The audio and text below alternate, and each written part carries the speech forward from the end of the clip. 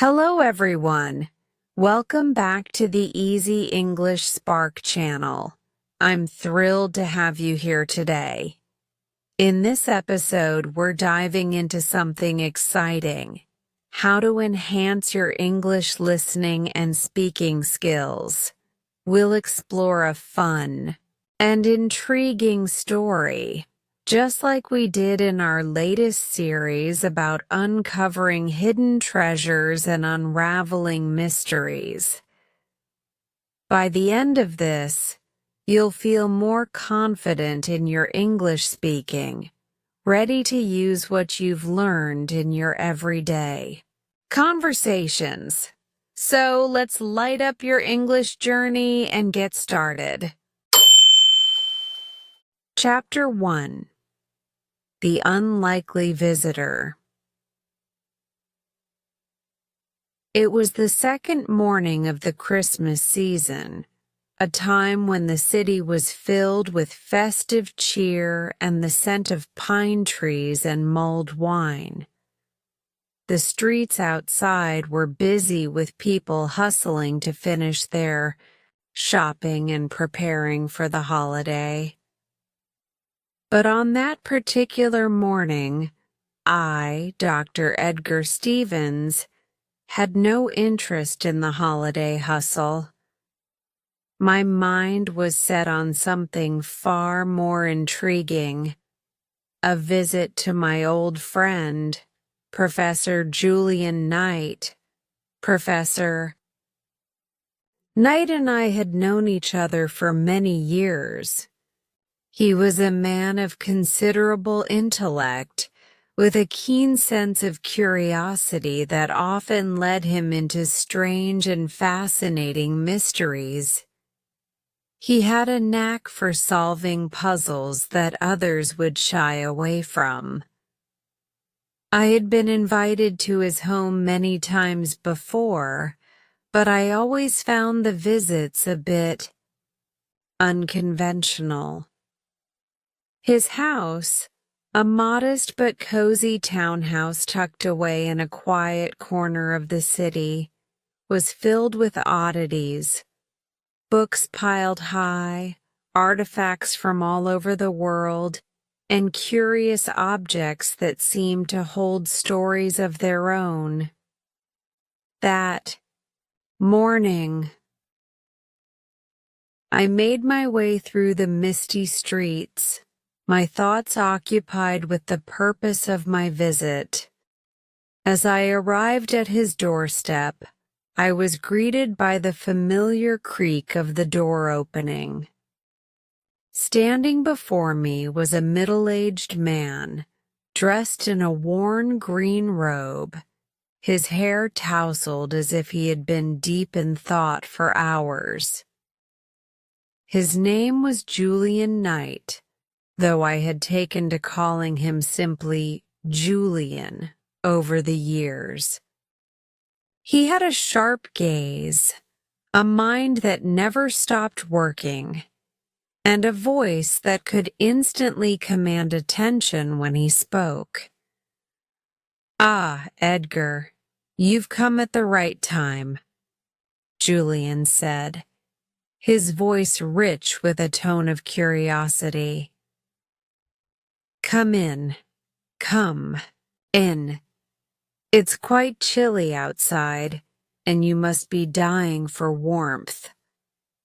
I followed him inside, and immediately the warmth of the fire that crackled in the hearth embraced me. The room was dimly lit, filled with the soft glow of the flames. Julian had a large, overstuffed armchair near the fire, and he gestured for me to sit. I couldn't help but notice that the room had a certain disheveled charm, with books strewn about on tables and papers scattered across the floor. On the low coffee table in front of the fire was a small wooden box, which Julian appeared to be studying intently.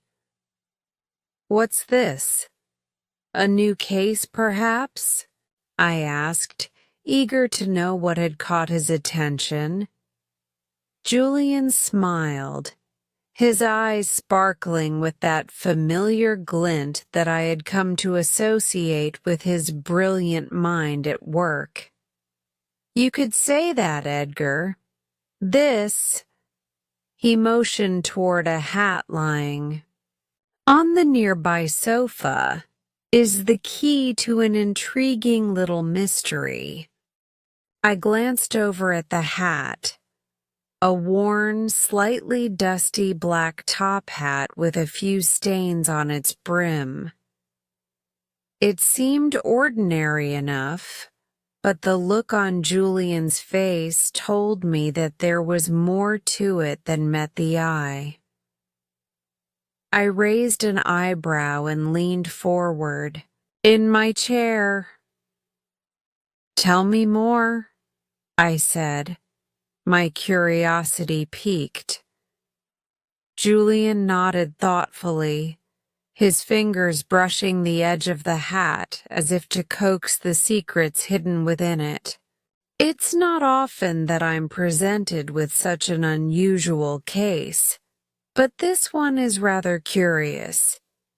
You see, this hat, along with a goose, a very fine goose, mind you, was found on Christmas morning by a local man named Walter." I leaned in closer, intrigued by the mention of the goose. "And how did this all come to your attention?" "Ah, Walter," Julian continued. "He's a simple fellow, just a clerk at a nearby shop. He was on his way home from a Christmas party when he saw something quite out of the ordinary. A man, tall and somewhat disheveled, was being attacked by a couple of ruffians right near the market. One of the attackers knocked his hat off as they struggled, and in the chaos, a goose fell from the man's arms. Walter, in a moment of selflessness, rushed to the aid of the man, but when the attackers saw him, they mistook him for a constable. They fled, and the man, understandably shaken, ran off as well." I sat in silence, absorbing the details of the story. "So Walter ended up with the goose and the hat?" "Yes," Julian said with a nod. "Walter took both items back with him, no doubt thinking little of them at first. But then something about the hat seemed off. And when he realized that the goose was likely meant for someone, he thought it best to bring them both to me." I looked at the hat again, more intently this time. "I assume you have your own thoughts about these items?" Julian gave a small chuckle, his eyes twinkling with the excitement of the mystery. "Oh, indeed. This is not just any hat, Edgar, and this is not just any goose. There's a story here, hidden beneath the surface." He paused for a moment, as if weighing whether to reveal more. Finally, he leaned forward, lowering his voice just slightly. "The man who owned this hat and the goose is in trouble. A great deal of trouble, I suspect. And it all starts with this hat." I sat back in my chair, my mind racing. I had heard Julian speak of countless mysteries in our time together, but this one seemed different. More personal, perhaps. I knew it would take everything Julian had to solve it. "Well, Julian," I said. "I've come all this way. What do you propose we do next?" Julian stood up, moving toward the hat and picking it up gently. He examined it for a moment longer, then turned to me with a confident smile. "Next, we begin to unravel the mystery of the hat and the man it belongs to. This case is far from ordinary, Edgar. It's a puzzle that will require all of our wits to solve. But I believe if we follow the trail, we may just uncover something far more significant than we expect." And so, as the fire crackled and the snow continued to fall outside, I knew that my Christmas had just taken a most unexpected turn. I had no idea what lay ahead, but with Julian by my side, I knew it was bound to be an adventure like no other. Chapter 2. The Case Begins. As the fire crackled in the hearth, casting dancing shadows across the walls of Julian's study, I couldn't help but feel a growing sense of anticipation. There was something undeniably intriguing about this case. Something that felt like it was going to pull us into the depths of an enigma that could unravel in ways neither of us could predict. I leaned forward in my armchair, eager for Julian to continue. Julian, with his keen intellect, was already absorbed in the contents of the hat. He ran his fingers along the worn brim, tracing the outlines of the faded initials that were sewn into the fabric.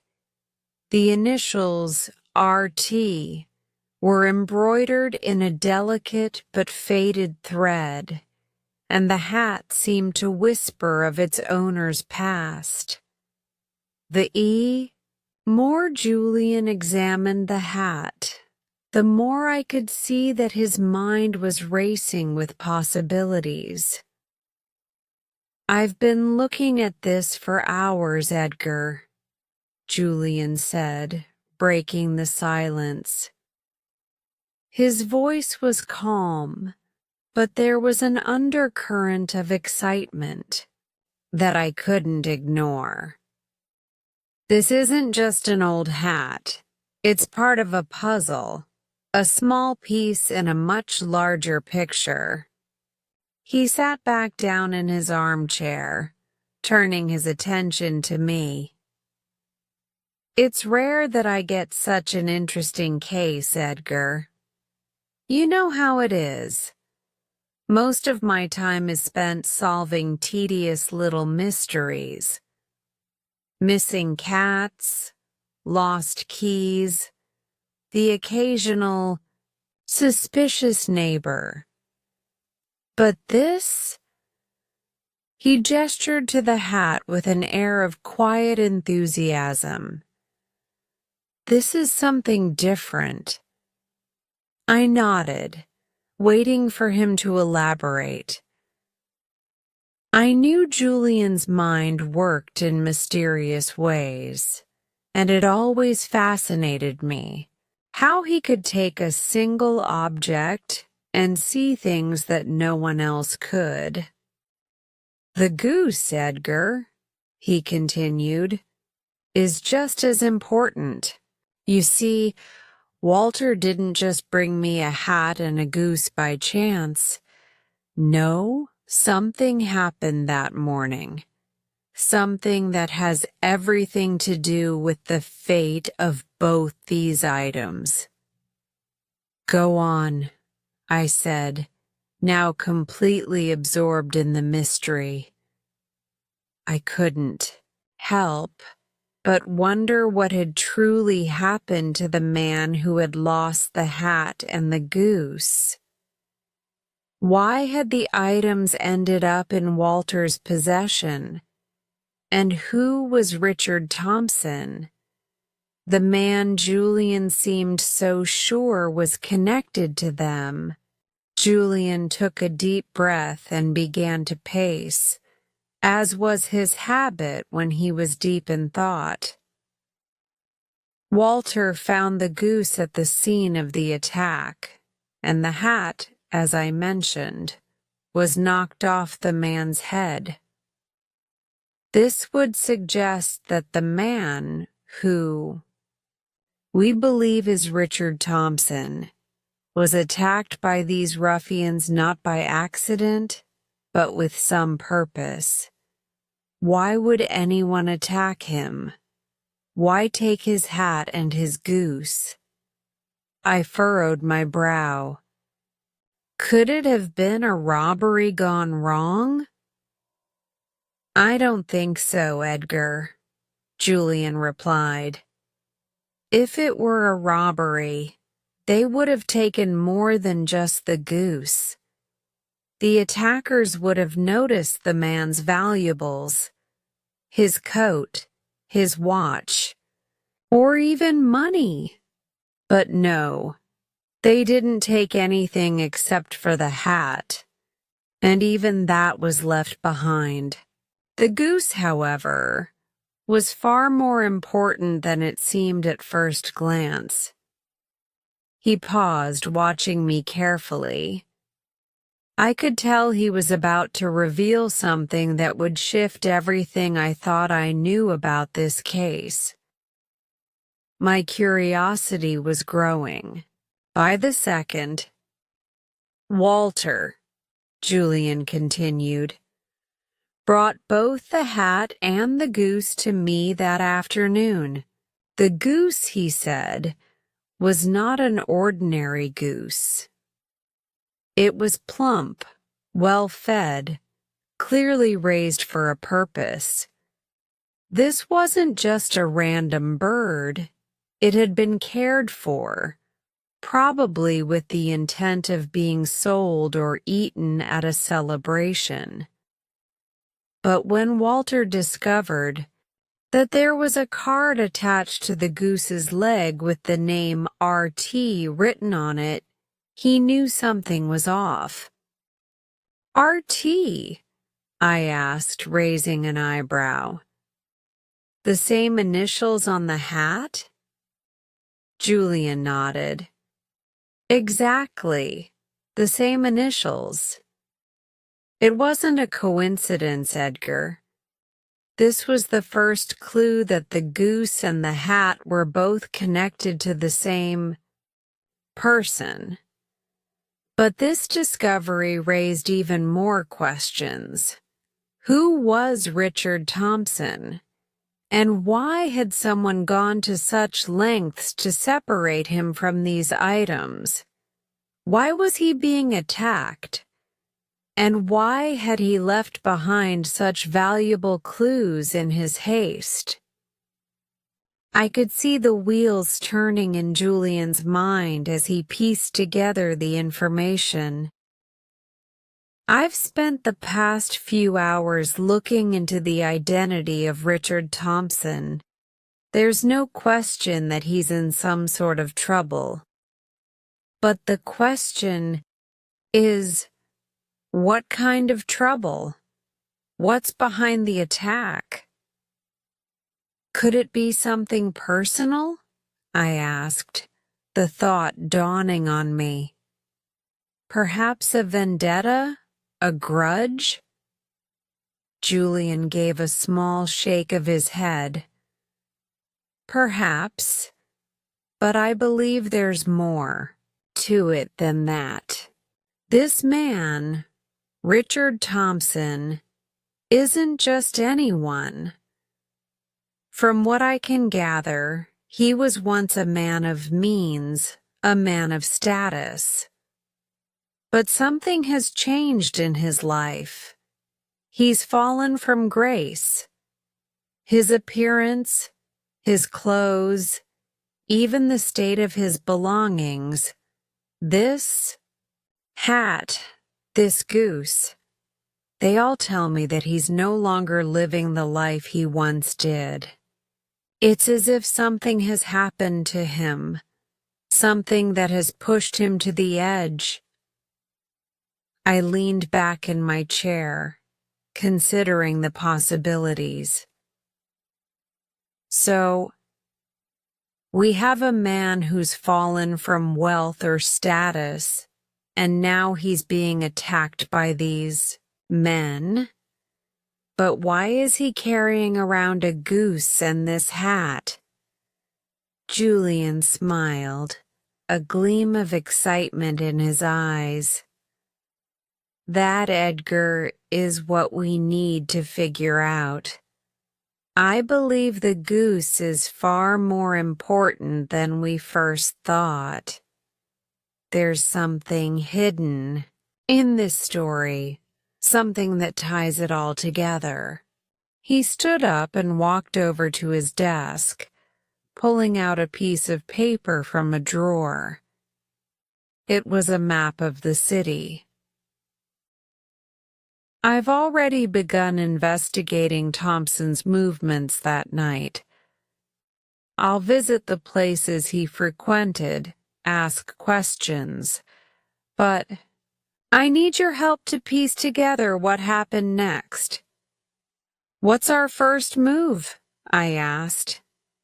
We begin with Walter, Julian said, his voice steady and resolute. We'll talk to him again. There's more he must know about the goose and the hat. And from there, we'll track down Richard Thompson himself. If we follow the clues carefully, Edgar, I believe we'll discover what's at the heart of this mystery. As Julian spoke, I could sense the gravity of the situation. This wasn't just a simple case. It was something much more complex, something that would challenge our intellects and lead us down a winding path that neither of us could predict. And I couldn't help but feel a thrill at the thought of solving it. With Julian Knight as my guide, I knew this case would unfold in ways I could never have imagined. Chapter 3: The Hat and the Goose. As I sat there in Julian's study, the soft crackle of the fire filling the silence, I found myself pondering the strange mystery that had already begun to take shape. The goose and the hat, two seemingly ordinary objects, had already sparked more intrigue than any case I'd ever been involved in. But Julian, with his sharp mind and unparalleled intuition, saw far beyond their surface. I could see that he was already forming conclusions, his mind working tirelessly to piece together the puzzle. Edgar, Julian said, breaking the silence, his voice calm but filled with the excitement of a man on the edge of discovery. I believe we're looking at a case much deeper than a simple robbery or even a random attack. There's something much more significant at play here. I nodded, leaning forward in my chair. What makes you so sure, Julian? From what you've told me, we're dealing with a goose and a hat and a man named Richard Thompson. But how does all of this connect? Julian smiled slightly, his eyes gleaming with that familiar spark of intellectual excitement. That's exactly what we need to figure out. Let's start with the goose, Edgar. When Walter found it, it wasn't just a goose. It was a symbol, a piece of the larger story. This wasn't an ordinary bird. It had been well cared for, and it was clearly intended for something more than just a meal. I raised an eyebrow. How so? Julian gestured to the desk beside him, where he had placed a piece of parchment. He unfolded it carefully, revealing a small card. It had been tied around the goose's leg. This card, Julian continued, was attached to the goose when Walter discovered it. On the card was written a name, R.T. Now, if we recall, those same initials were sewn into the lining of the hat that Walter found with the goose. I leaned closer, intrigued by the connection between the hat and the goose. So these items both belong to the same person. But who is Richard Thompson, and why would he leave behind such obvious clues? Julian walked over to the table where the hat rested, picking it up again with the care of a man who knew the secrets hidden in even the most worn-out of objects. That's the question, Edgar. Richard Thompson isn't just an ordinary man. I suspect he was once a man of some importance, someone who didn't live on the fringes of society. He had means, status, and perhaps even wealth at one point. But something happened, I interjected, recalling Julian's earlier words about the man's fall from grace. Exactly, Julian replied. Something changed in his life, perhaps financial ruin or personal tragedy that caused him to lose everything. But the goose... He trailed off, staring at the bird, as if he could see its hidden secrets. The goose represents more than just a holiday feast. It was meant to be delivered somewhere, possibly as a peace offering, a symbol of something important to someone. But who? I asked, my mind racing with the implications. And why would Richard Thompson be carrying around a goose with him in the middle of the night? Julian paused, deep in thought before responding. I believe the goose was meant for a very specific person, Edgar. It wasn't just a random bird. It was a delivery. And I suspect that it's connected to whatever led to the attack. But this is just one part of the puzzle. We must also consider the hat. He turned his attention back to the hat, which was now resting in his hands once again. The hat itself, though seemingly ordinary, is a key piece of evidence. You see, this hat was not simply discarded in the chaos of the attack. It was left behind for a reason, and when you look at it closely, you can begin to see clues that speak volumes about its owner. I watched as Julian carefully examined the hat once more. He ran his fingers along the worn fabric and inspected the interior with the magnifying glass. This is a well-crafted hat, he said thoughtfully. It's made from high-quality material, though its condition has deteriorated over time.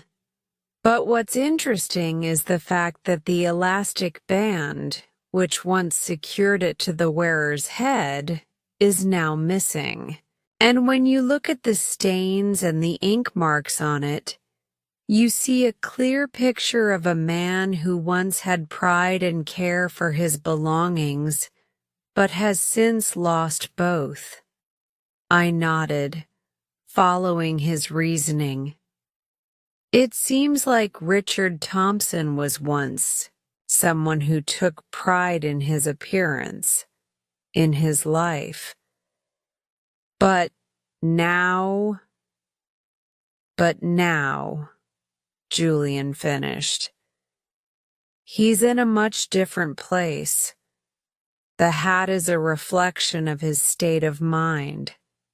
Disheveled, worn, but still holding on to some semblance of its former self. It's as if he's holding on to a part of the life he used to have, even if it's no longer practical or suitable. Do you think this has anything to do with his attack? I asked, intrigued. Julian turned back to face me, his eyes sharp. I believe it does, Edgar. The fact that the hat was left behind, the fact that it's so intricately tied to this man's identity, suggests that Richard Thompson is not merely a victim of chance. He's being targeted, whether for something he's done, or perhaps something he's lost.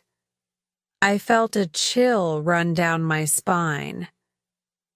But who would want to attack him? Why go after someone like Thompson? That's the question we need to answer, Julian said, his voice steady. I've already begun asking around, but I suspect that whoever attacked him knew exactly who he was. And perhaps they were after more than just the goose and the hat. There's something bigger at play here, something far more valuable than the simple items that were left behind. Julian paused for a moment, his eyes darkening as he considered the possibilities.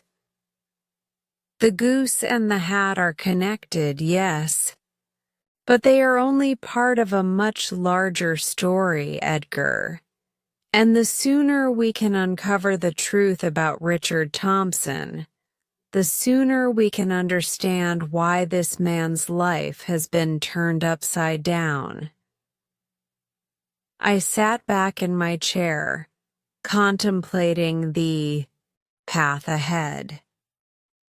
This case was turning into something far more complex than I had anticipated. What started as a simple mystery involving a goose and a hat was quickly becoming a tangled web of secrets, lies, and unspoken motives. And with Julian's razor-sharp mind guiding the way, I knew that we were about to uncover something far more significant than either of us had imagined.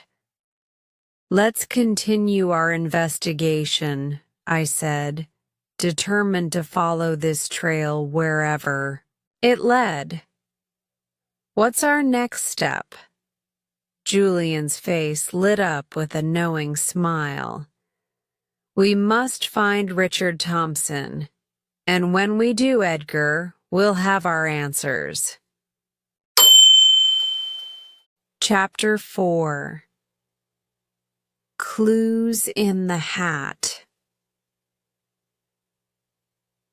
The fire had burned down to a soft glow as Julian and I sat in silence, the weight of the mystery hanging heavy in the air. Outside, the wind had begun to pick up, howling through the streets, as if nature itself were urging us to find the answers we sought. The hat, which lay before us on the table, seemed to beckon us to solve the puzzle it contained. Julian had already examined it more thoroughly than anyone else could, but I could sense that there was still more to be uncovered. His mind was churning, his fingers absently tracing the edges of the fabric as though it held the key to understanding this complex case. "I think we've only scratched the surface, Edgar," Julian said, his voice low, yet filled with certainty. "This hat is not just a discarded item. It is a direct reflection of the man who wore it. Every mark, every wear, tells us something crucial about Richard Thompson." I leaned forward, my curiosity piqued. "So you think this hat will lead us to more than just Thompson's identity?" Julian gave a slight nod, his fingers still running along the well-worn brim. "This is where the true story lies, Edgar. The initial impression we get from the hat, especially from its condition, is that it belonged to someone of some importance, someone who paid attention to detail, someone who took pride in their appearance. Yet it has been worn down, neglected. There are stains on it, and the elastic band that once held it securely in place is gone. This man has fallen from grace." I looked at the hat more carefully, trying to see it through Julian's eyes. It was an old-fashioned top hat, black with a smooth texture, but the wear on it was evident. The fabric had once been rich and smooth, but was now frayed in places, and the inside bore signs of its constant use. The lining was cracked, and there were ink stains in several spots. The initials RT were still clearly visible on the interior, but their neatness contrasted sharply with the state of the hat itself. It was almost as though the initials were a reminder of something the owner had once been, but no longer was. "Look here, Edgar," Julian said, holding the hat up to the light. "The inside is more revealing than we thought. The ink stains, the wear from repeated use, and these marks." He paused, tapping a finger to a small tear in the lining. "Suggest that the owner had been trying to fix it, attempting to maintain his dignity, but unable to restore it to its former state." I squinted at the tear he mentioned, noticing something I hadn't before. "It seems as if someone tried to patch it up, but didn't have the proper tools or resources. Could it be that Thompson was desperate?" "Exactly," Julian replied, his eyes gleaming. "This is a man who had once been accustomed to wealth and comfort, and when that comfort was taken from him, he was forced to rely on makeshift repairs, patching up his life with whatever he could find. The missing elastic, the patches on the fabric, the ink stains where he tried to hide the flaws. All of it tells us that this man is not just struggling physically, but emotionally as well. He's holding on to his past, trying to preserve his dignity. I thought about this for a moment. So you think Thompson's decline is part of the story? This hat is a symbol of his fall from grace. Julian nodded slowly. Indeed. But let's go deeper. Look at the small, subtle details. Notice the wear pattern around the brim. It's not typical for a man who simply uses his hat as protection from the cold. No. This kind of wear suggests that the wearer was constantly adjusting the hat, likely in moments of anxiety, nervousness, or stress.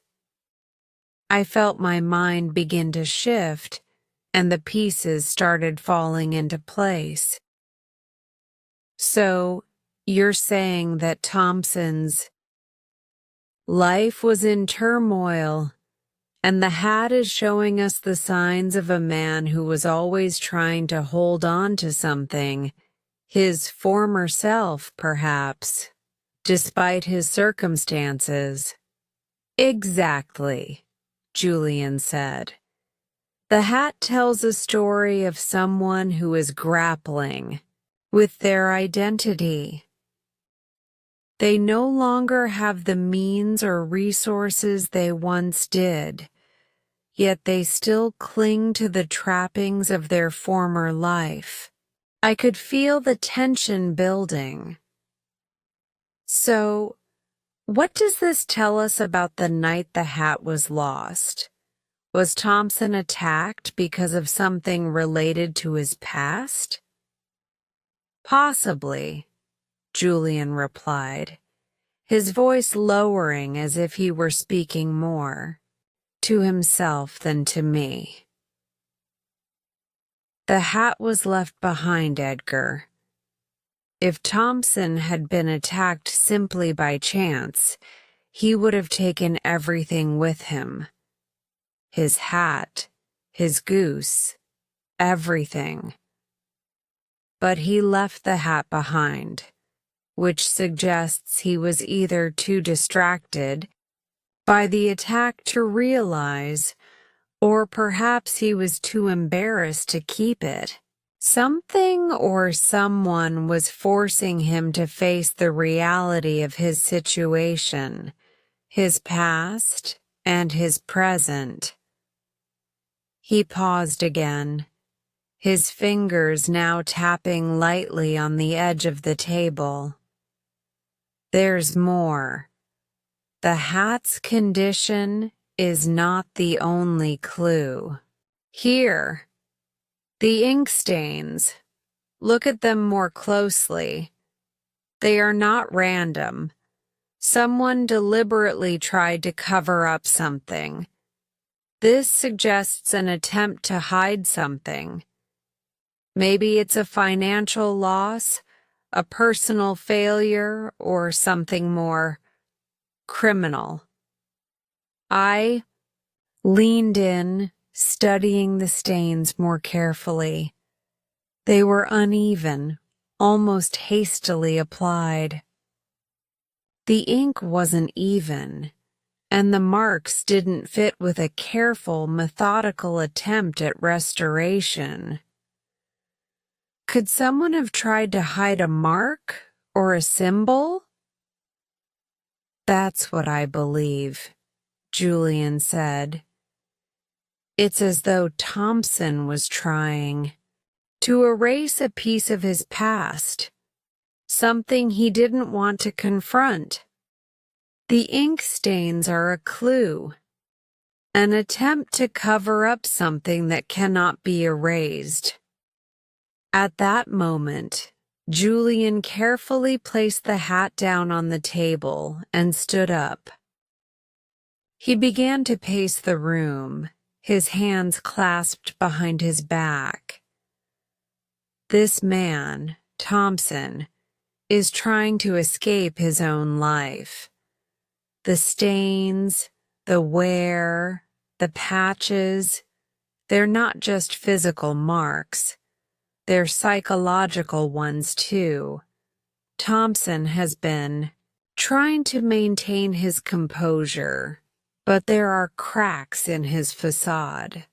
These items, the goose and the hat, are his attempt to hold on to something, anything, that can remind him of who he was before.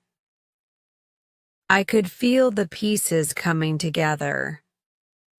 So, the hat, in a way, is not just a clue, it's a reflection of Thompson himself, his decline, his attempts to fix what's broken, his need to hold on to his former identity even as he struggles in his present. Yes, Julian said, turning back to me with a look of satisfaction. This hat is a mirror, Edgar.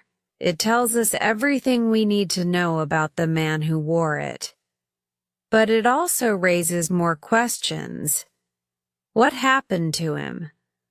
What's he running from? I sat back, a sense of awe settling in. We've learned more from this hat than I could have ever imagined. Julian's smile deepened, and for a moment he looked almost pleased. We have, Edgar. And now the next step is clear. We need to find Richard Thompson. We need to understand what caused him to leave behind not just his hat, but his entire life. The mystery had only just begun to reveal itself, and I could feel that we were on the verge of discovering something much larger than a lost hat. The clues were hidden in plain sight, waiting for us to see the full picture. Chapter 5. The Mysterious Owner.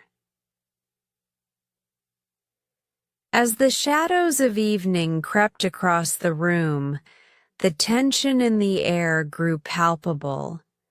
Julian's mind had been racing for hours, piecing together the fragments of the puzzle that surrounded the mysterious hat and the equally enigmatic goose.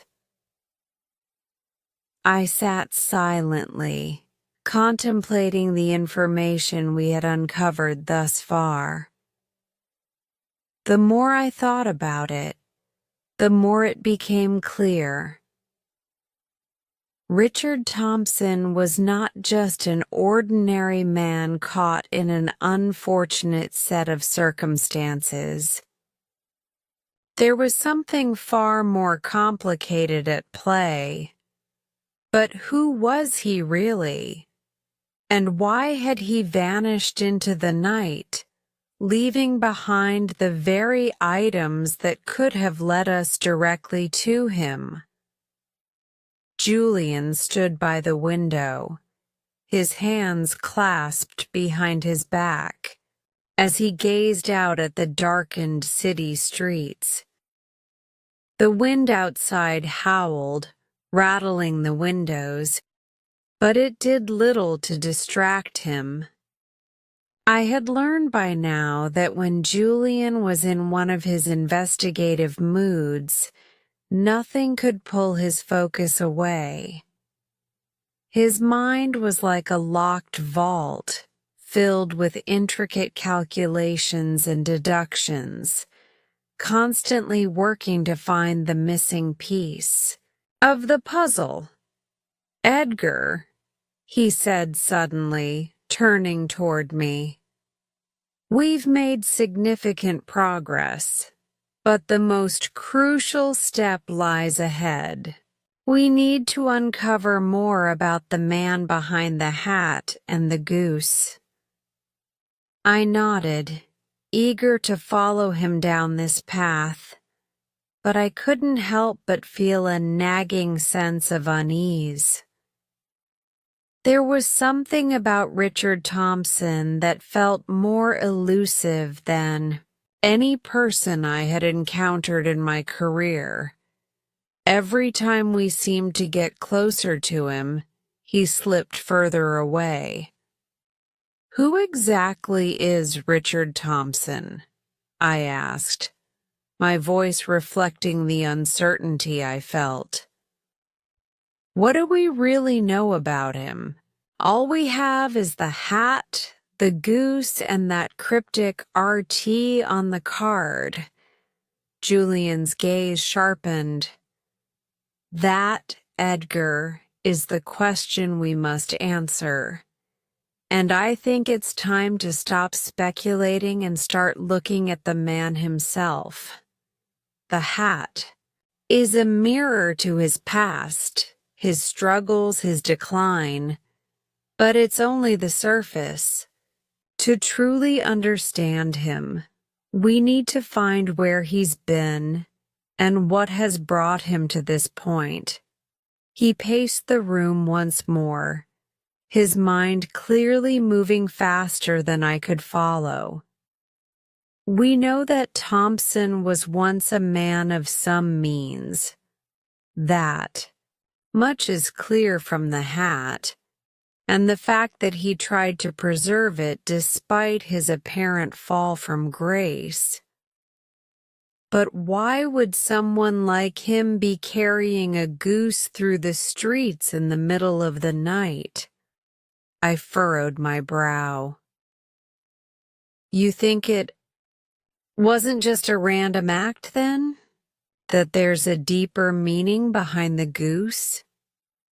"Precisely," Julian said, pausing to face me. "The goose isn't just a farm animal, Edgar. It was likely meant to be delivered to someone important to Richard Thompson. A peace offering, perhaps, or a gesture of reconciliation." "Reconciliation?" I asked, intrigued. "Who would he need to reconcile with? If he had been wealthy, surely he had friends or business associates. Could this be about a relationship?" Julian smiled slightly, as though he had been waiting for me to catch up. "That's exactly what I believe, Edgar. I'm convinced that Richard Thompson is trying to make amends with someone. But who? That's the crucial question. The goose and the hat are linked to something personal, something tied to his past." Leaned forward, eager for more. "So what do we do now? We've analyzed the items, but we haven't gotten any closer to tracking Thompson down." Julian walked over to the desk and picked up a piece of paper, his expression serious. "We need to go to where he's been. We need to find out what part of his life this hat and this goose represent. And I believe that the key lies in the places Thompson has frequented, his habits, his past haunts." I nodded in agreement. "So we start by finding out more about him, his whereabouts, his connections. We need to follow the trail." "Indeed," Julian said, his eyes alight with determination. "The first step is to trace Thompson's movements. The night he was attacked. We know he was carrying the goose, but where was he before that? We need to find the person who may have been expecting the goose." I stood up, feeling the weight of the investigation pressing on me. Do you think this person could help us understand who Thompson really is? Who he was before he lost everything? Julian nodded, his expression thoughtful. It's possible. But there's more. We must also look at his past connections. A man like Thompson doesn't just fall from grace without a reason. He likely has ties, relationships that have shaped his current predicament. We decided to visit the last known location of Richard Thompson, a small pub by the docks where he had been seen the night before the attack. The locals there might have information, rumors, stories, anything that could lead us to the next clue. Julian had a knack for asking the right questions, drawing out even the most reluctant of witnesses, and I had no doubt that we would learn something valuable. The pub was dark and quiet when we arrived. It was the kind of place that seemed untouched. By time, the air thick with the smell of old wood, spilled ale, and the faintest hint of tobacco. A few patrons sat at the bar, murmuring to each other, their eyes wary of newcomers. Julian walked in with the confidence of a man who had been in many such establishments before, and I followed close behind, trying to shake off the feeling of unease that had settled over me. Julian approached the bartender, a stocky man with a gruff expression, who eyed us suspiciously as we made our way to the counter. "We're looking for a man. Richard Thompson," Julian said, his voice smooth but firm. "He was here last night. Do you know him?" The bartender didn't immediately respond, his gaze flicking from Julian to me before he let out a slow sigh. "Thompson, eh? A regular but not the friendly sort. He's been in here a few times recently. Always quiet, always drinking alone. No friends, no company, just him and his thoughts. But last night," he paused, his face hardening. "He was different, nervous. Kept looking over his shoulder like he was expecting trouble." Julian leaned in slightly, his voice lower now. "Did he say anything?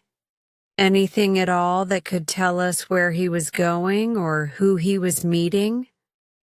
The bartender shook his head. "No. But he left in a hurry about an hour before the attack. He was carrying a goose now that I think about it. Couldn't miss it, really. Strange for a man like him to be walking around with something like that." Julian's eyes narrowed. "The goose, yes. That's what we're interested in. Do you know where he went after leaving here?" The bartender hesitated for a moment, his gaze flicking to the other patrons in the room. "I think he headed toward the market. That's all I can tell you." As we left the pub, the weight of the information we'd gathered sank in. Richard Thompson had been seen leaving the pub in a rush, carrying the goose, and heading toward the market. What did it mean? And why had he left in such a hurry? We were getting closer, but the mystery surrounding him was only growing deeper. The next steps were clear. We needed to follow Thompson's trail to the market and see if we could uncover more about his past connections. The goose, the hat, and the cryptic nature of his disappearance all pointed to something far larger than we had anticipated. It seemed that Richard Thompson was not just a man in hiding. He was a man running from something or someone, and whatever it was, we were about to find out. Chapter 6. The investigation deepens. The next morning, the cold winter air bit at my face as Julian and I set out toward the market, the latest location in our search for answers about Richard Thompson. The streets were quieter than usual, likely due to the fact that many of the local shops had closed for the holiday season. The city seemed almost dormant, as if waiting for something that would soon be set in motion by the very investigation we were pursuing. I could sense the urgency in Julian's movements as we walked, the pace of his footsteps quickening with every block we crossed. There was something in the air, something that told me we were on the cusp of a breakthrough. The previous evening's revelations about Thompson's hasty departure from the pub, the strange anxiety he exhibited, and the goose he had been carrying had all added layers to the mystery, and now we were heading toward the market, the next place where Thompson's path had led him. "So, Julian," I said as we walked side by side, "what exactly are we expecting to find at the market? Surely it's just another location on Thompson's route. Why is this place important?" Julian glanced at me, his expression serious. "It's more than just a location, Edgar. The market is a nexus, a place where people meet, where goods change hands, and where secrets often surface. If Thompson was headed there after leaving the pub, then we need to know who or what he was expecting to find. Someone must have been waiting for him, or perhaps something." I raised an eyebrow. "So you think the goose is connected to the market? Perhaps someone there was expecting it?"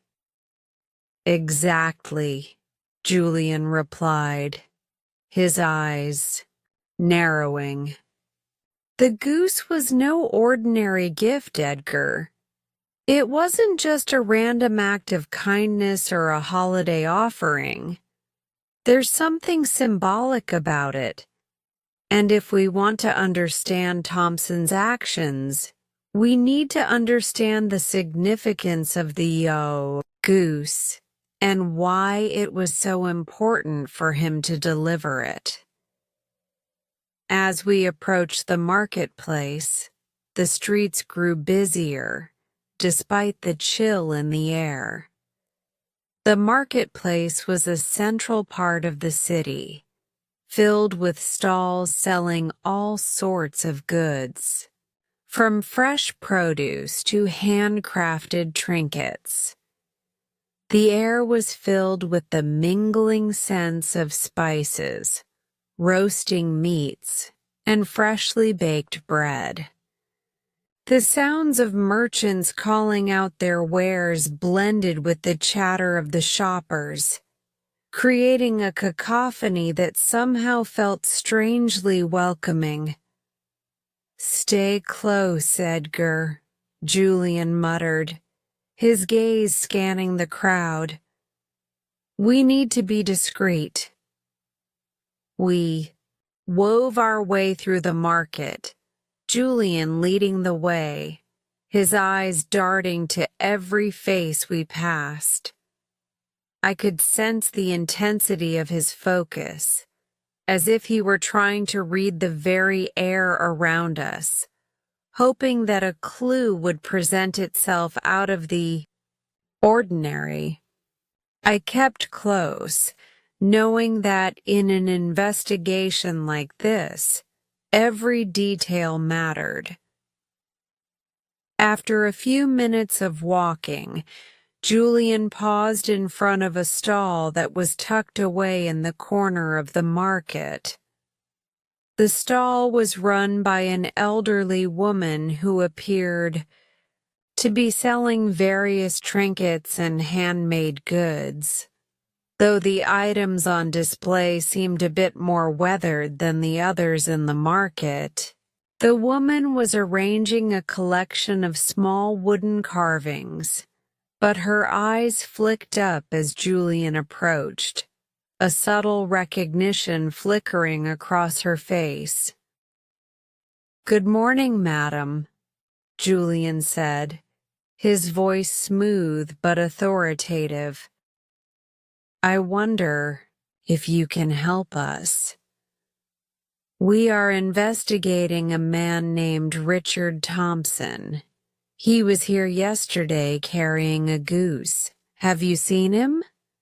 The woman blinked in surprise, clearly caught off guard. "Richard Thompson," she muttered, as though the name stirred some memory deep within her. I remember him. He came by yesterday afternoon just before the sun went down. He wasn't here long, just a quick stop. He was looking for something, or rather, someone." I leaned in slightly, sensing Julian's intention. "Who was he looking for?" The woman hesitated for a moment before she continued, her voice dropping to a whisper. "He was asking about a man named Mr. Harrow, someone who runs a stall here at the market. I didn't catch much more than that, but it was clear he was desperate to speak with him. I saw him leave in a hurry, and after that, I didn't see him again." "Mr. Harrow," Julian repeated quietly, a spark of recognition in his eyes. "That's a name I've heard before. He runs a stall selling antiques, doesn't he?" "Yes," the woman replied, nodding. "That's the one. Right down at the far end of the market near the edge. You can't miss it. He's got all sorts of old trinkets and curiosities, things people don't often think about anymore." Julian gave her a polite nod of thanks before turning to me. "It seems we've found our next lead, Edgar. Mr. Harrow may know something important about Thompson, or perhaps he knows why Thompson was so eager to find him." Without wasting another moment, Julian and I made our way to the far end of the market, weaving through the crowd, both of us intent on finding this Mr. Harrow. I could feel the tension building with each step we took, the pieces of the puzzle slowly fitting together in my mind. It was becoming clear that Thompson's connection to the market wasn't a random one. It was part of a larger, carefully constructed plan, and Mr. Harrow was somehow involved. We soon found Mr. Harrow's stall. It was just as the woman had described, an old, weathered setup with shelves full of antiques, trinkets, and curiosities. The items on display ranged from old watches and tarnished silverware to strange wooden carvings and odd, dusty books. It was a place where time seemed to stand still, as if the past had been neatly preserved in this small corner of the world. The man himself was standing behind the counter, an older fellow with a thin, scraggly beard and a pair of glasses perched on the end of his nose. His hands were busy arranging some old coins, but when he noticed Julian and me approaching, he looked up sharply, his eyes narrowing. "Can I help you?" he asked gruffly, his voice edged with suspicion. Julian wasted no time in introducing himself. "Mr. Harrow, I presume? We're investigating a man named Richard Thompson. He was here yesterday, asking about you.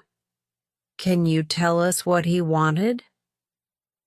Harrow's eyes flicked nervously between us, and for a brief moment I saw a flicker of unease cross his face.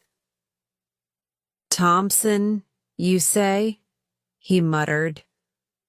"Aye, he came by, but he didn't tell me much. Just that he was looking for a particular item, something of great value. But I didn't have it. He left disappointed, I suppose." "What item was he looking for?" Julian pressed, his tone insistent. Harrow hesitated again, and I could tell that he was trying to decide whether to tell us the full truth. Finally, after a long pause, he sighed and leaned forward slightly. He was asking about a ring, a particular one, an old family heirloom. It's said to have been in his family for generations. But the thing is, I haven't seen it in years. It was sold to someone a long time ago, a man named Gregory Vane. I exchanged a glance with Julian.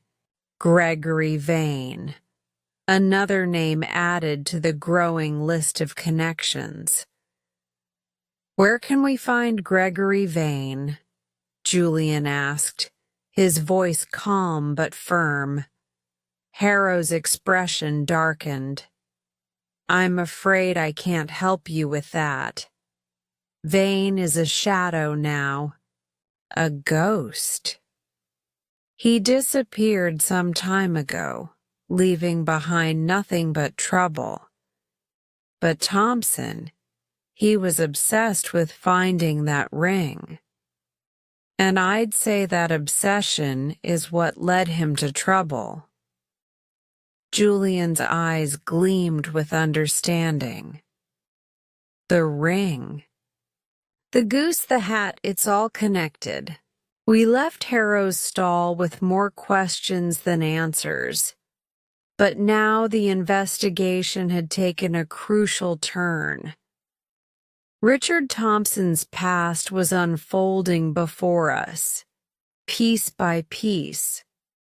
The ring, the goose, and the connection to Gregory Vane were at the heart of it all. But we were still left with one burning question.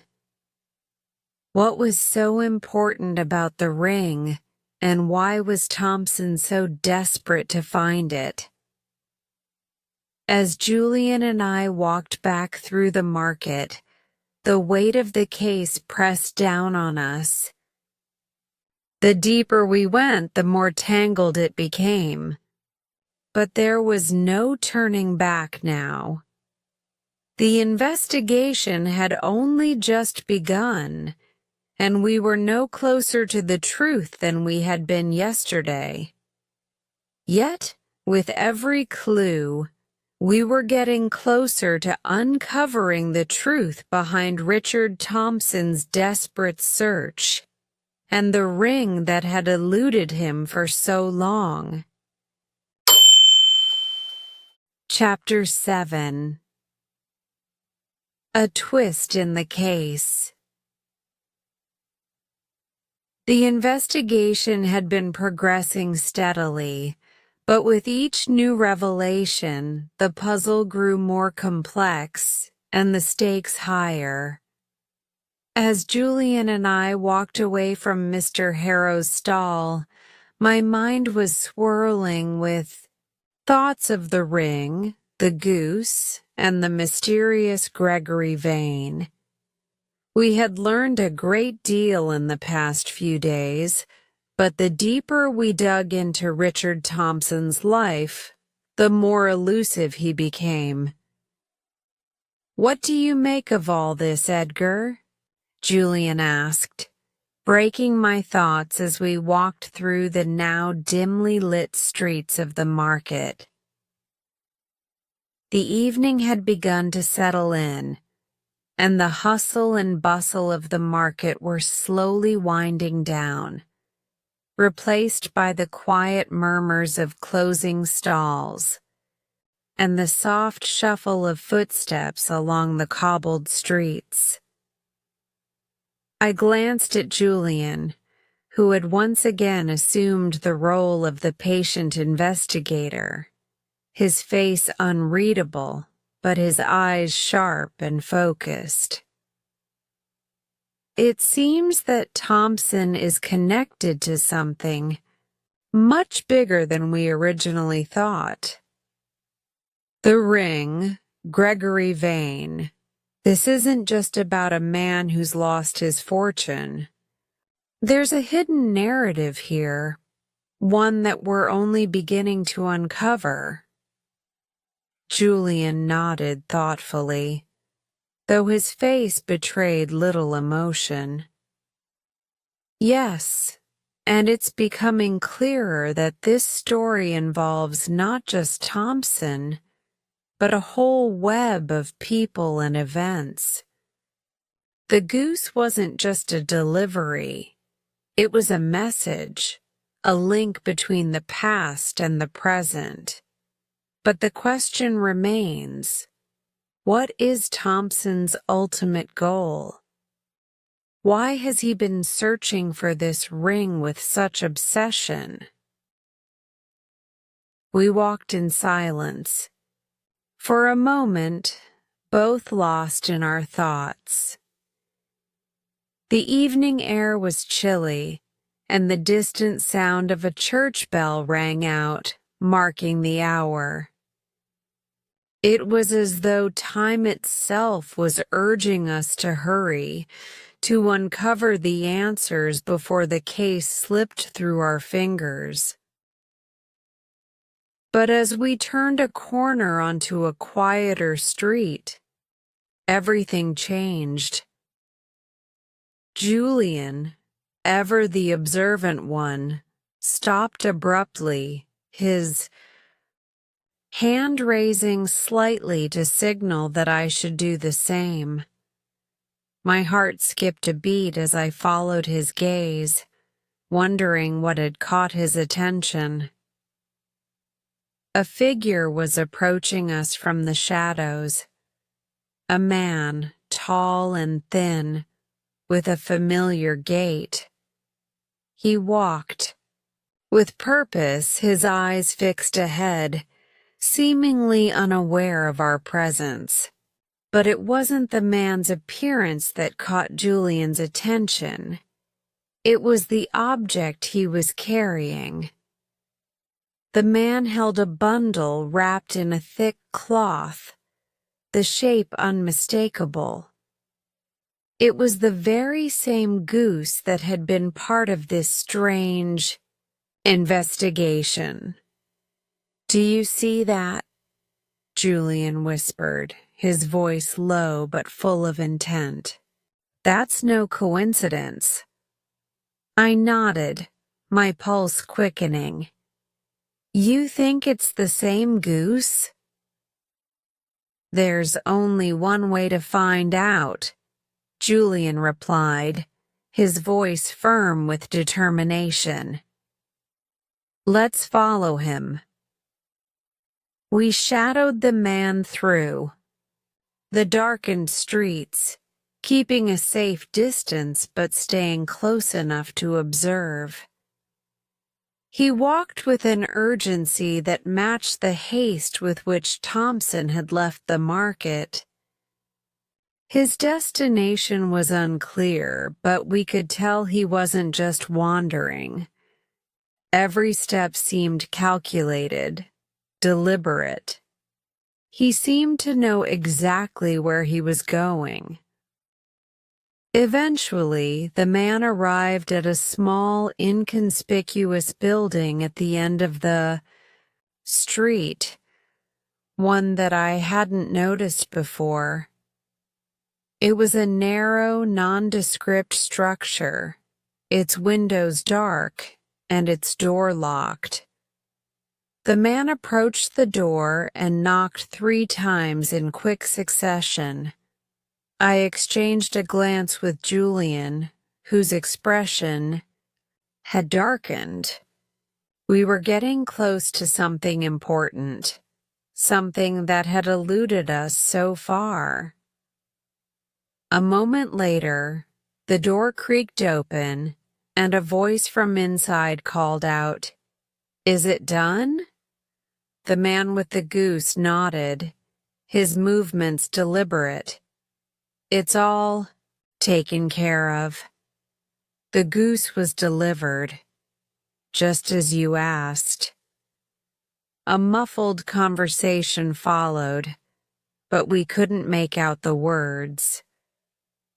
Julian, never one to take risks unnecessarily, motioned for us to move back a few paces, out of earshot but still in sight of the door. We waited in silence, listening for any sign of what was going on inside. After a few moments, the door closed softly, and the man with the goose stepped back into the street. He looked both ways before turning and walking off in the opposite direction. Julian and I quickly made our move, moving toward the door as quietly as possible. "I don't like this, Edgar," Julian muttered under his breath. "There's something about this whole situation that doesn't sit right." We reached the door, and with a quick glance over his shoulder, Julian knocked. Twice, mimicking the same pattern the man had used. To my surprise, the door creaked open again, and a figure stood in the doorway. A tall man with sharp features, his eyes scanning us warily. "What do you want?" the man asked, his voice cold and unfriendly. "We don't take kindly to strangers." Julian didn't flinch. "We're looking for Richard Thompson. We were told he's involved with the dealings happening here. Can you help us?" The man's eyes narrowed, and for a brief moment, I thought he might slam the door in our faces. But then, after a long pause, he stepped back and motioned for us to enter. "You'd better come inside. It's not safe to talk out here. We exchanged a glance, and without a word, Julian led the way into the building. The interior was dimly lit, with a heavy smell of old wood and dust hanging in the air. There were shelves lining the walls, stacked with crates and boxes. The place appeared to be some sort of storage facility, perhaps a place for goods to be kept before they were distributed. The man led us further into the building, his footsteps echoing in the narrow hallway. At the end of the corridor, a small door opened into a private room. Inside, a group of men sat around a table, their eyes flicking up as we entered. At the head of the table sat a man I instantly recognized. Gregory Vane. "Mr. Vane," Julian said, his voice calm yet unwavering. "It seems we've found the final piece of the puzzle." Vane's face hardened at the sight of us, his expression barely masking his irritation. "What is this? Why are you here?" Julian wasted no time in getting to the point. "We've been following the trail of a man named Richard Thompson. He's connected to a ring, and we believe you are the one who holds the answers to why he's been searching for it. We need to know what you've been hiding." Vane's eyes flashed with a dangerous glint. "You've been looking into things you shouldn't, gentlemen. You're treading in dangerous waters." I could feel the tension in the room thicken, as if the very air around us had turned cold. "What's the connection between Thompson and the ring?" I asked, my voice steady despite the growing sense of danger. "Why is he so desperate to find it?" Vane leaned back in his chair, his fingers tapping on the table as though considering his next words carefully. "You think you know everything, don't you?" he said, a slight sneer curling at the corners of his mouth. "But you're missing the most important detail. Thompson isn't just looking for a ring. He's looking for redemption. And that ring?" He paused, his eyes narrowing. "That ring is the key to something far more dangerous than you can imagine." A chill ran through me. Redemption? Danger? This was no longer just a simple case.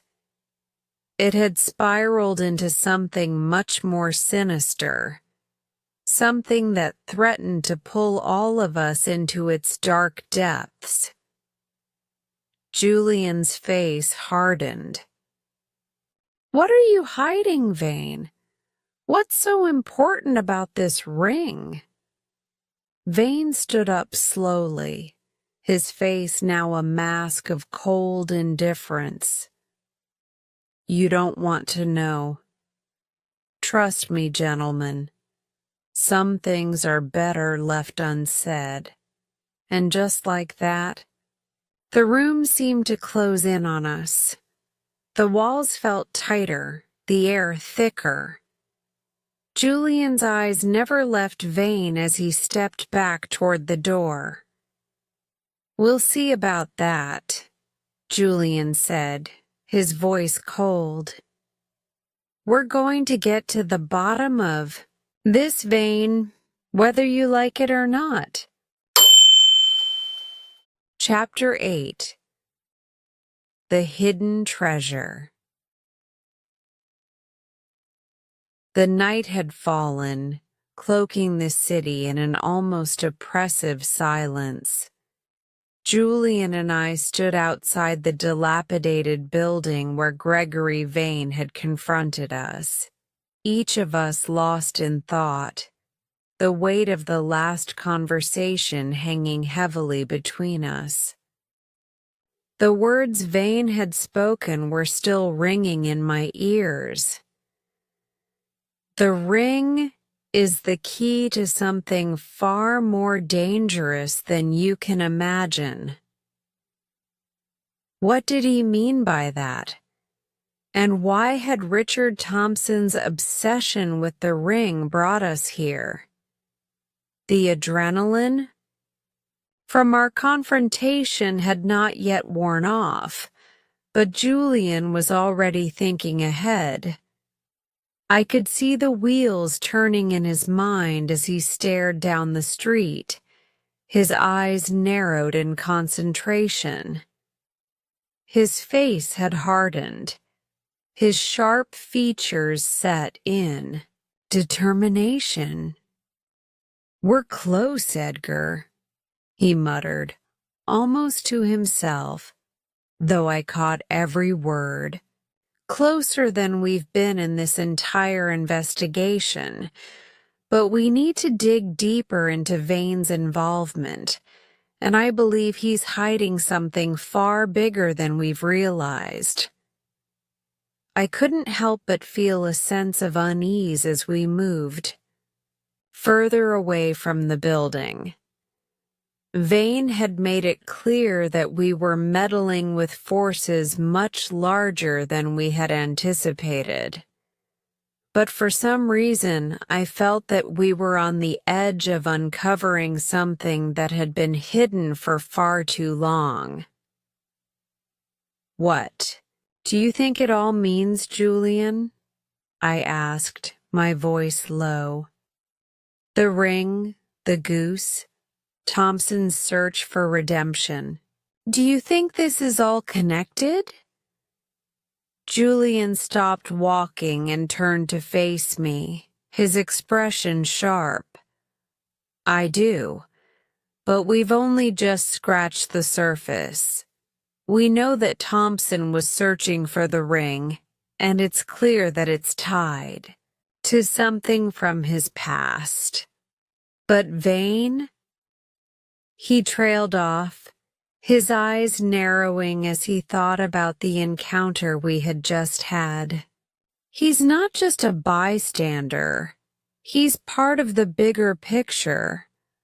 The ring, Edgar, isn't just a family heirloom. It's a treasure with a much darker history." I looked at him, puzzled. "A treasure with a dark history? What do you mean?" Julian smiled grimly, his eyes glinting with the excitement of a new revelation. "The ring itself is a relic from a bygone era. It has ties to an old crime syndicate, one that operated in the shadows of the city decades ago. And from what we've gathered, Gregory Vane was somehow involved. He knew about the ring's true value, both financially and symbolically. It's not just a piece of jewelry, it's a key to an old treasure, one that many have died trying to find." A shiver ran down my spine. "A treasure? And Thompson's been searching for this all this time?"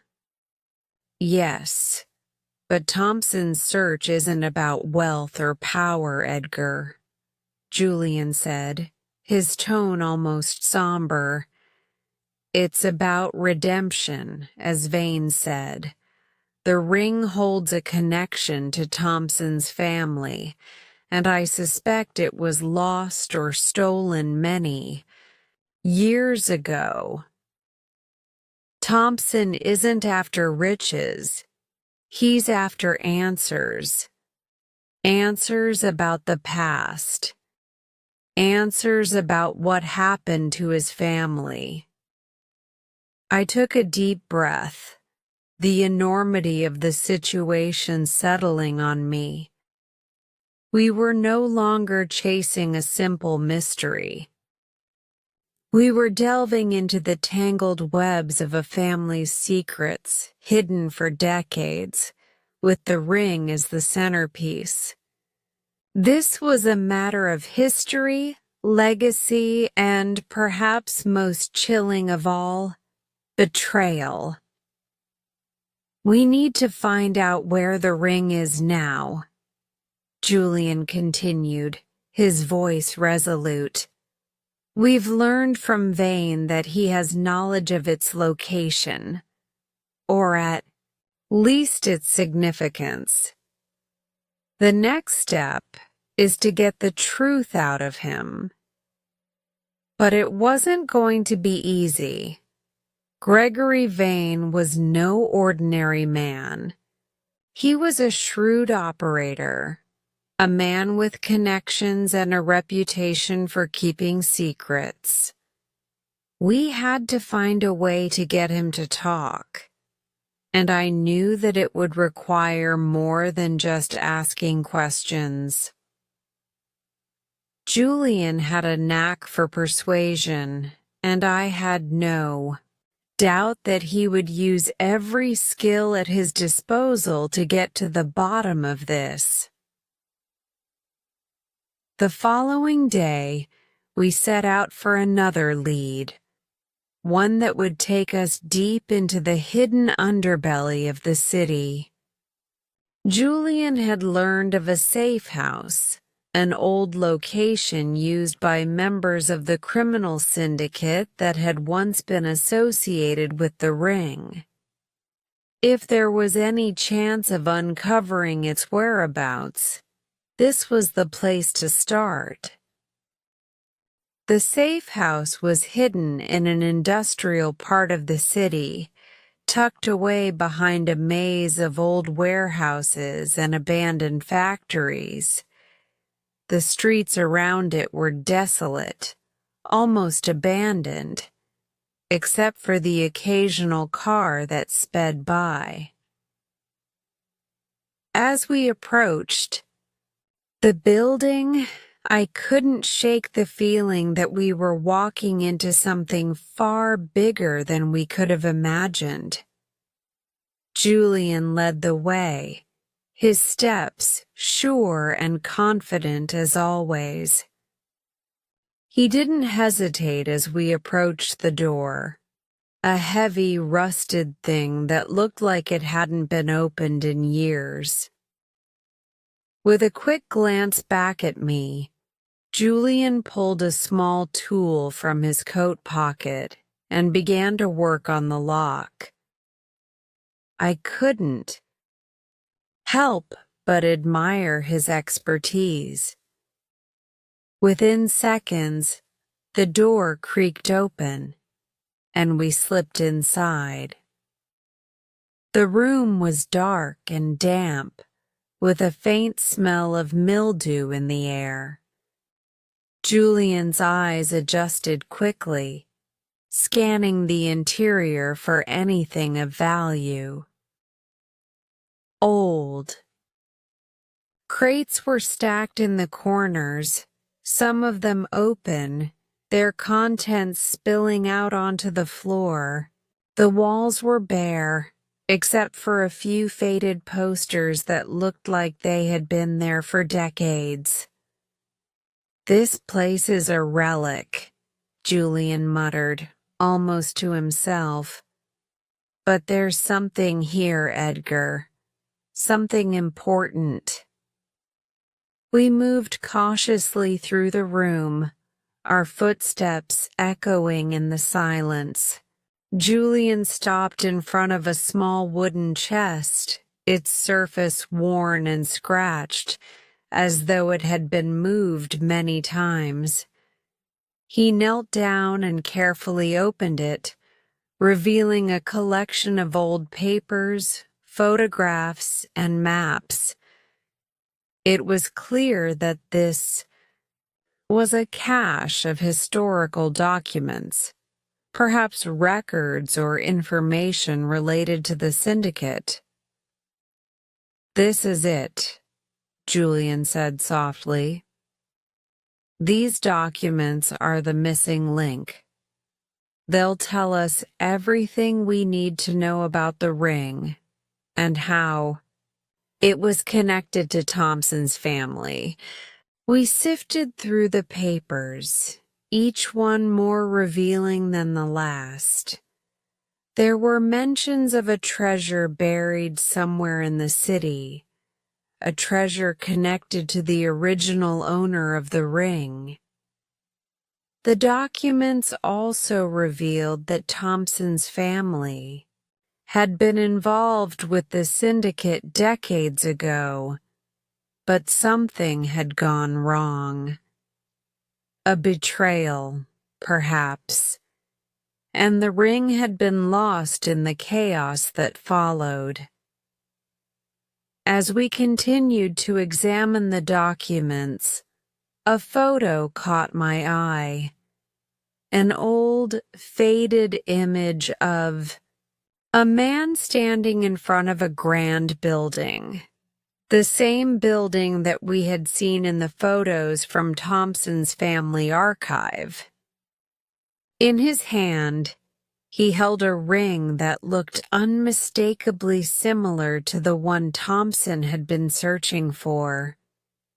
"Julian, look at this," I said, showing him the photograph. "It's the same ring.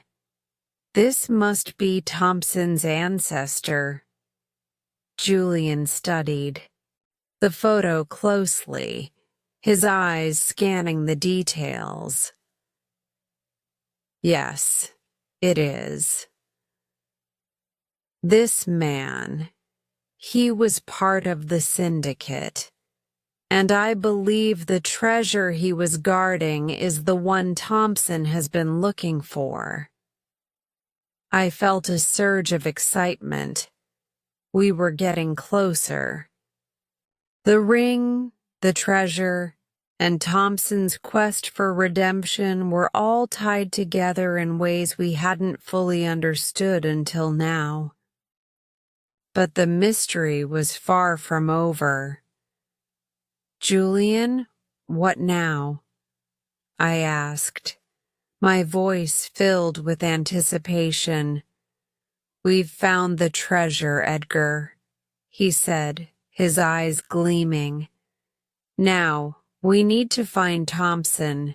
He's the only one who can piece all of this together.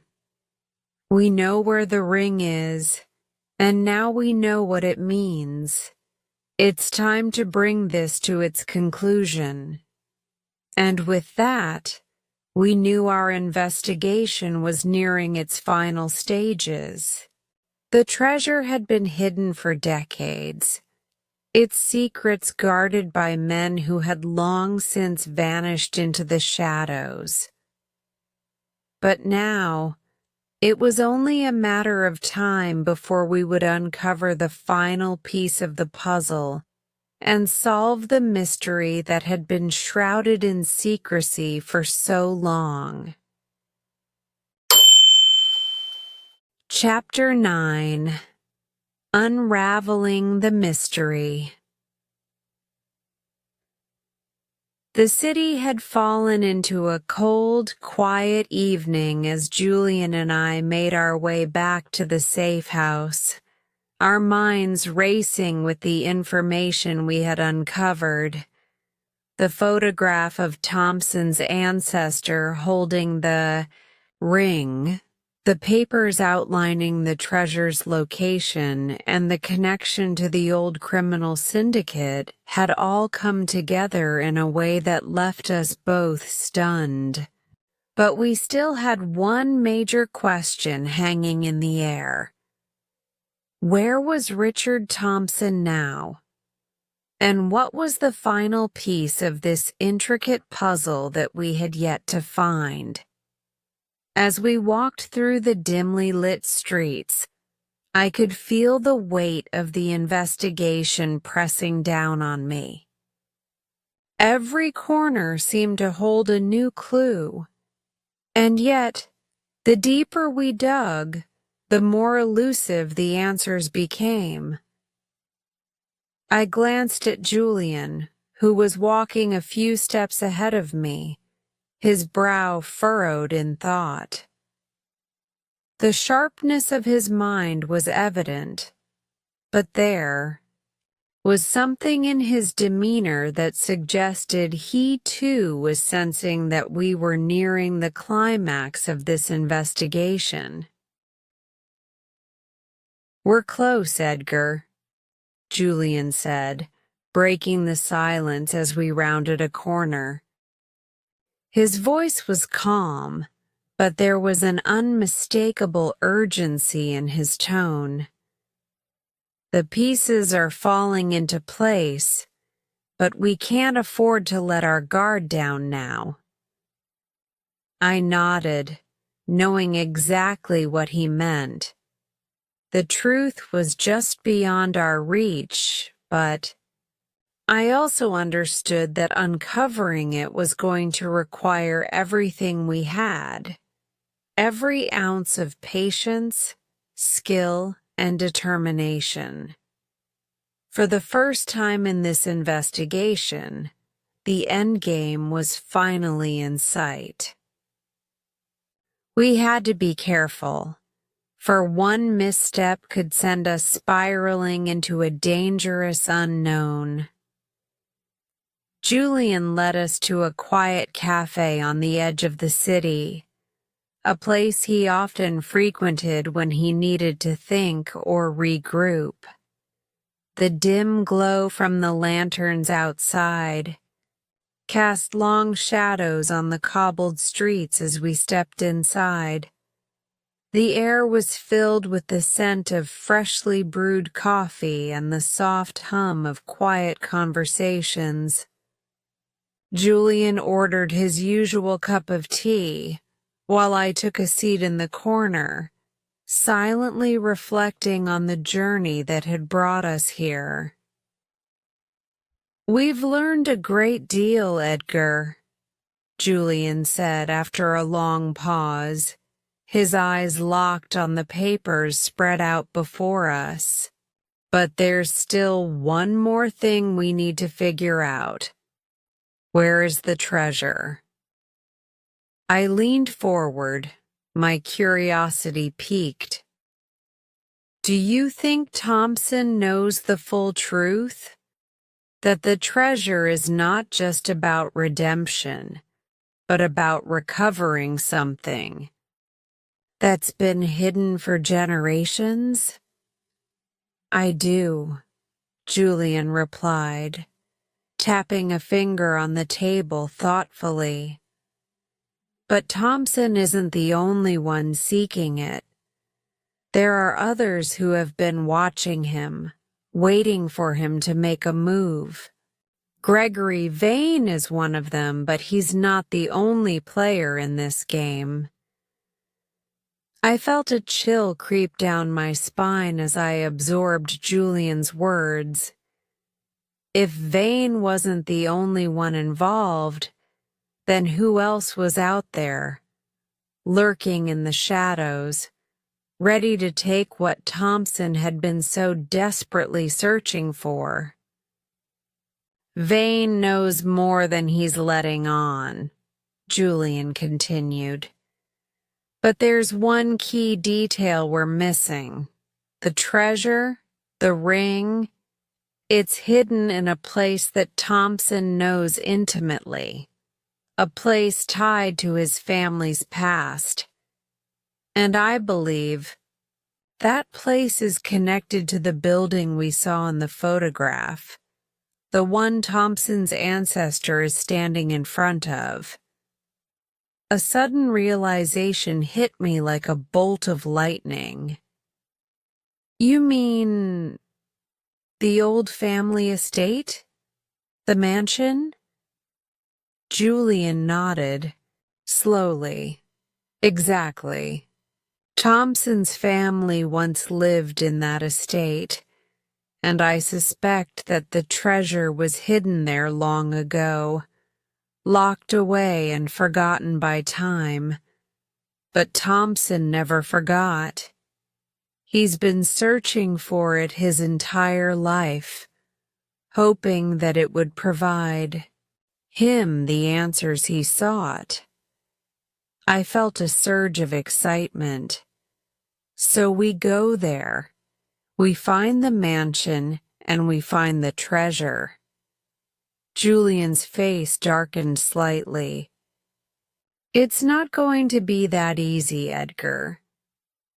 The estate is no longer in Thompson's possession. It was sold years ago after his family fell from grace. And there's one more thing we must consider. There are others who have been watching Thompson's every move. The treasure is far too valuable to be left unguarded. I felt a knot tighten in my stomach. You mean someone else is already there? Julian's eyes met mine, and for a moment I could see the full weight of what he was saying. Yes, I believe Vane is already on his way to the estate, and I think Thompson knows that too. Then we need to move quickly, I said, my voice firm. We can't afford to let Vane or anyone else get their hands on the treasure before we do. Julian smiled, a rare flash of approval in his eyes. Exactly, Edgar. We need to get there first, but we have to be careful. This isn't just about finding a treasure. It's about uncovering the truth about what happened to Thompson's family and why the treasure was hidden in the first place. The estate was located on the outskirts of the city, an imposing structure that loomed over the surrounding countryside like a relic from another time. As we approached, the first rays of dawn were just beginning to break over the horizon, casting an eerie light on the mansion's silhouette. The tall iron gates were open, but the estate seemed abandoned, as though no one had set foot inside for years. Julian led the way, his movements swift and purposeful, but there was no mistaking the tension in his posture. We both knew that we were walking into dangerous territory that held more than just treasure. It held secrets, family history, and perhaps even the key to Richard Thompson's quest for redemption. The mansion itself was a Gothic masterpiece, its stone walls crumbling with age and its windows dark and empty. We crept inside, our footsteps echoing through the vast hallways. Julian moved silently, his eyes scanning every corner, every shadow. It was clear that he was familiar with the place, and yet there was a palpable sense of foreboding in the air. Somewhere here, Julian murmured, is where the treasure is hidden. But we need to find the right room, the right location. It could be in the library or the study, perhaps even the old vault. We split up, each of us searching the various rooms of the mansion, but nothing could prepare us for what we would find. It wasn't the treasure that we uncovered first. It was the truth. In the library, hidden behind a stack of old books, I found a dusty journal, its pages yellowed with age. I opened it carefully, and as I read the first few entries, I realized the truth. The treasure had been hidden not out of greed, but out of fear.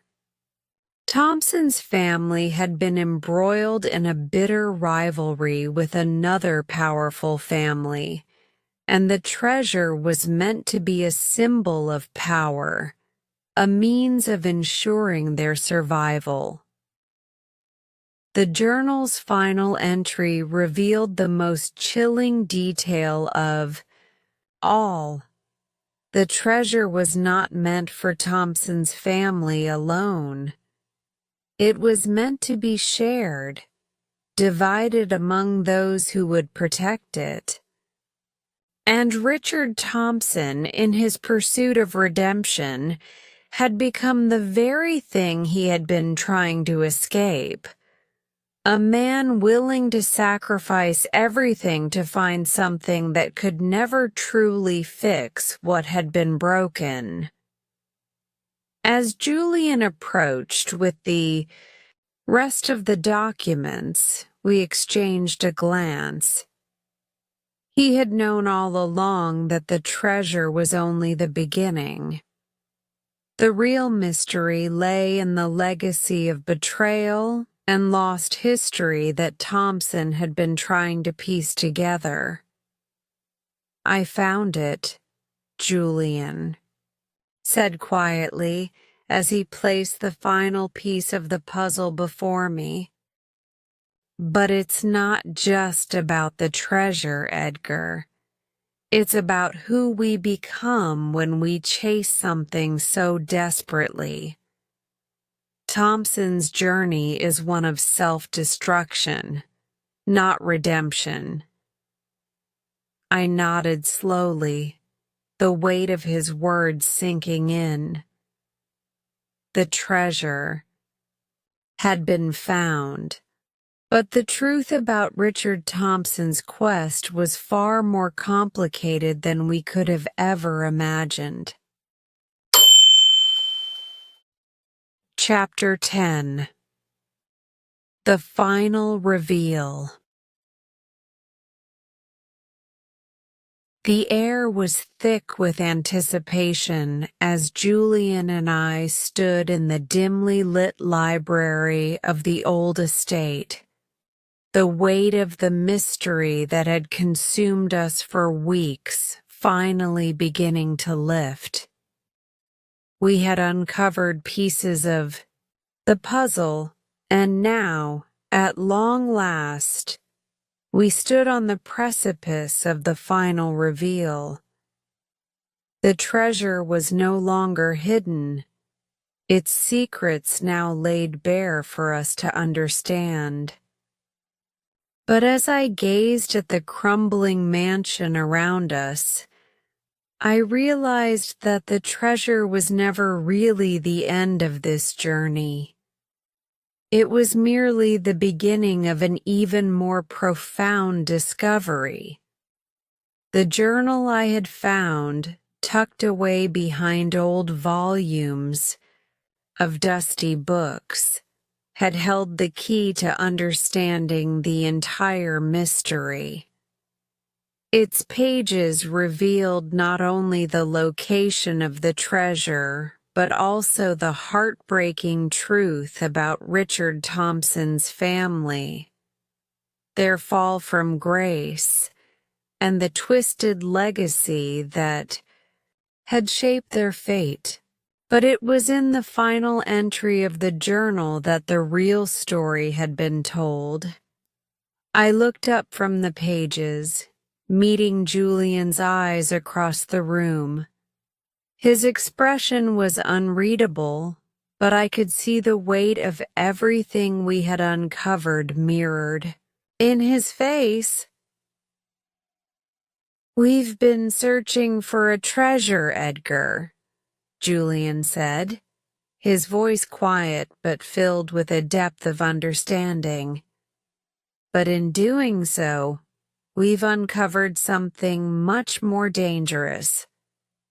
Thompson wasn't looking for wealth. He was looking for something far more elusive. Answers about his family's past. And those answers have led us here. I nodded slowly, feeling the gravity of his words settle in my chest. For all the mystery and intrigue surrounding the treasure, it was the history that had brought us to this point. The legacy of a family once powerful, now broken, and the painful secrets that had been buried with it. The treasure was but a symbol of the truth that Thompson had been desperately trying to reclaim. "We found the treasure," I said, my voice steady, "but it's not what we thought. The treasure wasn't just gold or jewels. It was the legacy of Thompson's family, their power, their history, and their eventual downfall." Julian glanced at the documents spread out on the table, the final pieces of the puzzle that had been painstakingly pieced together over the course of our investigation. Yes, the treasure was hidden to protect it, to protect the family name, the wealth, and the history that had been stolen from them. But the greatest betrayal wasn't just the loss of the treasure. It was the loss of their legacy. I turned back to the journal, rereading the final passage that had shaken me to my core. It detailed how Richard Thompson's great-grandfather, the patriarch of the family, had hidden the treasure after a bitter betrayal by a close ally. The family's wealth and power had been reduced to nothing, and the treasure, once meant to protect their legacy, had been kept secret, passed down through the generations. Thompson's family had tried to rebuild their fortune, but each attempt had been thwarted by the very secrets they sought to protect. The final entry spoke of a pact made between two families, one of which had betrayed the other. Thompson's ancestor had hidden the treasure not just to protect his family, but to keep the devastating truth of the betrayal buried. The treasure itself was tied to this pact, a secret that had plagued the family for generations. "We've uncovered it." "All, Edgar," Julian said softly, his gaze fixed on the journal. "But in doing so, we've also uncovered Thompson's true struggle. It wasn't just about recovering a treasure. It was about reclaiming his family's honor." "But what does this mean for Thompson?" I asked, feeling the weight of his journey pressing down on me. "What does he do now?" Julian stood still, his gaze thoughtful. "That's the final question, isn't it? What does Richard Thompson do with the truth? He's been chasing it for so long. But now that he's found it, what will it cost him?" I shook my head slowly, not sure I could fully grasp the complexity of Thompson's position. He spent his whole life searching for something that could never truly fix what's been broken. The treasure, the redemption. It was all a way for him to make sense of the loss, the betrayal. But now that he knows the truth, what happens to him? Julian's voice dropped to a whisper. That, Edgar, is something only Thompson can answer. But we've done our part. We've uncovered the history, the family secrets, and the treasure. Now it's up to him to decide what comes next. For a long moment, neither of us spoke. The room seemed to hum with the weight of everything we had learned.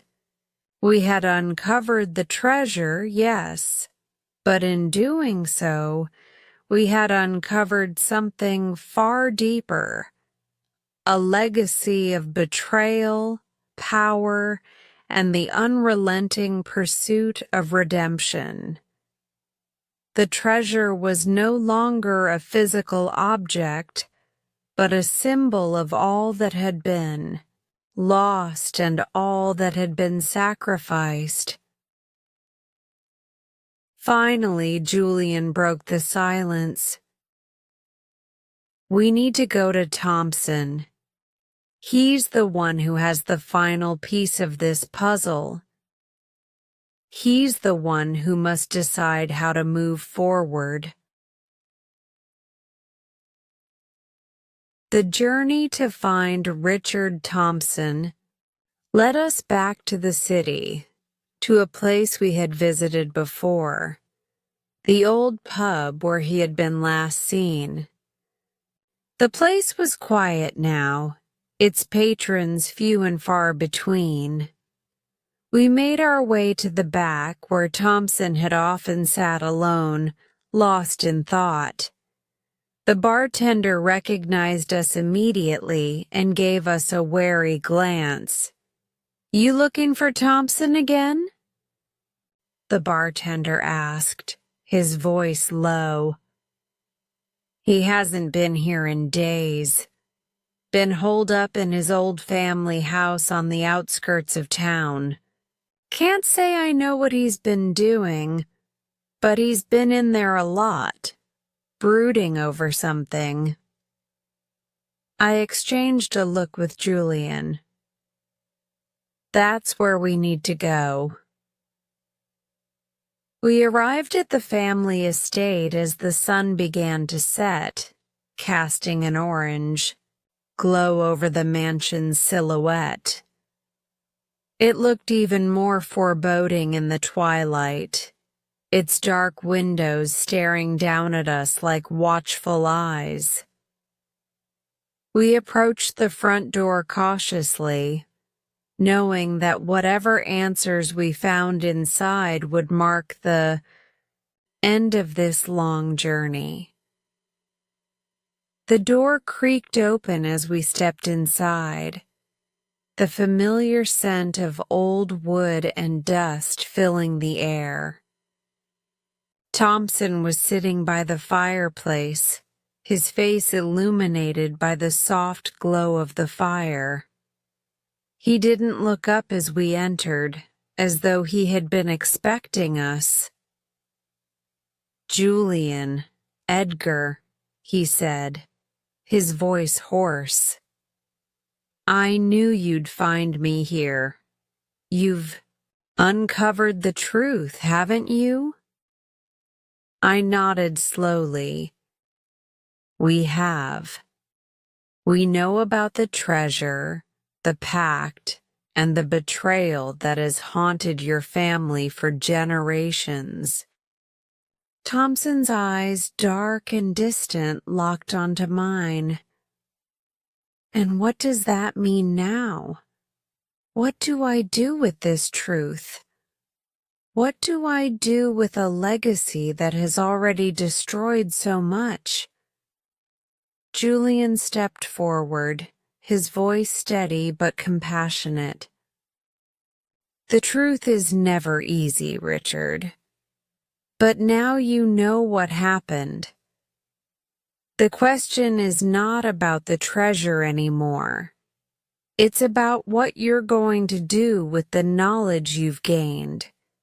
You've been searching for redemption, but you've been carrying the weight of your family's past for too long. It's time to let go of that burden. Thompson sat in silence for a long moment, his fingers tracing the edge of an old photograph that rested on the mantelpiece. Finally, he spoke, his voice barely above a whisper. "I don't know if I can let go," he said. "This quest, it's been my whole life. It's all I've known. And now that I have the truth, I don't know what's left." Julian's eyes softened. "The truth, Richard, is freedom.